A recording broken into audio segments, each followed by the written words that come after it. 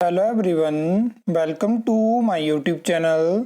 इस वीडियो में हम हिमाचल प्रदेश में स्टाफ नर्सिस की वैकेंसी के बारे में बात करेंगे और इसके रिगार्डिंग लगातार मैं आपको जानकारी देता रहता हूं। जहां पे मैंने आपको लास्ट वीडियो में बताया था कि जो रेगुलर पोस्ट है उसमें कितनी इस टाइम पे वैकेंसी है और सरकार रेगुलर वैकेंसी को भरने के बारे में क्या सोच रही है। और साइड वाइज जो आपको एनएचएम में वैकेंसी देखने को मिली थी जिसमें कि नर्सिस की काफ़ी ज़्यादा वैकेंसी थी, लेकिन सरकार ने उनको आउटसोर्स बेसिस पे भरने का फैसला लिया था। वहाँ पे डिस्ट्रिक्ट वाइज मैंने आपको जानकारी दी है कि कहाँ कहाँ पे ज्वाइनिंग हो चुकी है, कहाँ पे रिक्रूटमेंट पेंडिंग है और कहाँ पे नेक्स्ट जो है वो ज्वाइनिंग अभी पेंडिंग है। लेकिन आप आज की ये खबर देख सकते हो, क्योंकि अभी कुछ दिन पहले मैंने आपको जानकारी दी थी कि हिमाचल प्रदेश में जो आईजीएमसी शिमला है वहाँ पे अगर हम नर्सिंग स्टाफ की बात करें तो काफ़ी ज़्यादा वैकेंसी है वहाँ पे। और सरकार ने अब फैसला लिया है कि कोरोना काल में आपको पता है कि जो रिक्रूटमेंट हुई थी नर्सिस की आउटसोर्स बेसिस पे, तो उनको बाद में 2023 में निकाल दिया गया था। लेकिन अब दोबारा सरकार ने फैसला लिया है कि कोरोना काल के बाद निकाली गई नर्सों को आईजीएमसी में दे नियुक्ति। तो ये फैसला हुआ है और ये देख सकते हो आप कि मुख्यमंत्री ने फैसला लिया है शुक्रवार को और अधिकारियों को निर्देश दिए हैं कि जो आईजीएमसी शिमला में नियुक्ति प्रदान की जाए और ये चीज़ अब हो चुकी है। लगातार यहाँ पे एक्सपेक्टेड था कि आईजीएमसी शिमला में नई रिक्रूटमेंट करने को सरकार मजबूर थी, लेकिन अब इन्होंने बीच में से अलग से एक साइड का रास्ता निकाल लिया है। 2.5 साल इस सरकार को हो चुके हैं, लेकिन इन्होंने कभी भी प्रायोरिटी नहीं दी। मतलब आप निकालिए वैकेंसी, आपको आउटसोर्स वैकेंसी निकालनी है, आपको आउटसोर्स मतलब एक चीज़ आप यहाँ पे ऐसा भी सोच सकते हो कि उस टाइम पे अगर रिक्वायरमेंट थी तो आउटसोर्स बेसिस पे जो नर्सिस कोरोना काल में रिक्रूटेड थी उनको पहले क्यों निकाला गया। इस टाइम पे आपको पता है कि सरकार नहीं चाहती है कि रेगुलर अपॉइंटमेंट दी जाए, रिक्रूटमेंट करी जाए, तो इन्होंने फिर से नया रास्ता निकाला है कि जो ऑलरेडी वहाँ पे रिक्रूटेड थी उनको निकाला गया था उनको दोबारा से रखा जाए।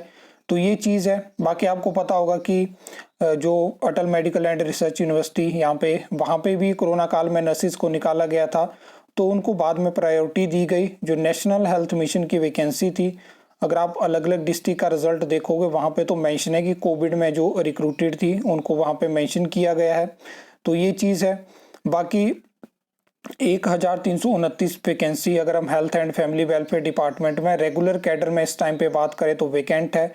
बाकी यहाँ से आप आगे आपको आईजीएमसी शिमला में बताऊंगा कि कितनी रेगुलर पोस्ट की वैकेंसी है। टांडा मेडिकल कॉलेज के लिए हम बात करेंगे, तो ताकि आपको कम से कम जानकारी हो कि सरकार क्या कर रही है और रेगुलर वैकेंसी के लिए क्या चीज़ें हैं। ऑलरेडी हाई कोर्ट में इसके रिगार्डिंग केस है, जहाँ पे हाई कोर्ट का भी कहना है कि आप इंडिविजुअल रेगुलर पोस्ट के लिए परमानेंट आउटसोर्स रिक्रूटमेंट का ऑप्शन नहीं देख सकते हो। आपको एक ना एक टाइम पे रेगुलर वैकेंसी को भरना होगा।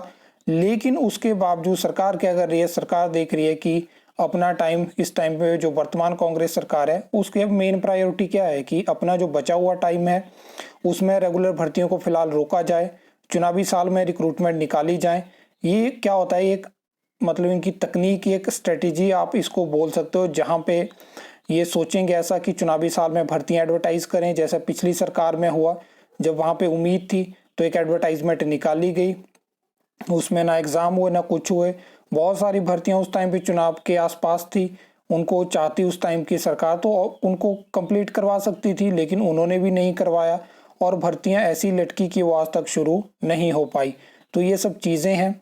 बाकी जो भी नर्सिंग एसोसिएशन है या जो वेट कर रही हैं रेगुलर वैकेंसी का, तो मैं चाहता हूँ कि वो भी अपने लिए कुछ आवाज़ उठाएं, क्योंकि बहुत ज़्यादा वैकेंसी है। ऐसी छोटी मोटी पोस्ट की तो मैं बात नहीं कर रहा हूँ जहाँ पे छोटा कैडर है और वैकेंसी कम है। यहाँ पे बहुत ज़्यादा वैकेंसी है और हेल्थ सेक्टर एक ऐसा है जहाँ पे सरकार जो है वो एडिशनल चार्ज से हो गया। कब तक सरकार इस तरह से काम चलाएगी। लगातार रिटायरमेंट का दौर जारी है, प्रमोशन हो रही है, वैकेंसी वैकेंट हो रही है। तो आप प्रेशर बना सकते हो ताकि कम से कम 200 के आसपास, 300 के आसपास भी रेगुलर वैकेंसी आती है, तो एक अच्छा ऑप्शन होता है ताकि आप अपनी प्रेपरेशन को कंटिन्यू रख सकें। और उसके अलावा जो चाहते हैं आउटसोर्स पे उनको एनएचएम में ऑप्शन है, या जो सेपरेट मेडिकल कॉलेज में यहाँ पे वैकेंसी निकाली जा रही है आउटसोर्स बेसिस, वहाँ पे उनके लिए ऑप्शन है। जो रेगुलर चाहते हैं उनके लिए रेगुलर वैकेंसी आ जाए। तो ये सब चीज़ें हैं। आई होप आपको ये वीडियो अच्छी लगी होगी, इन्फॉर्मेटिव लगी होगी। तो वीडियो को लाइक कमेंट शेयर कर सकते हो, चैनल को सब्सक्राइब कर सकते हो फॉर द न्यू अपडेट्स के लिए।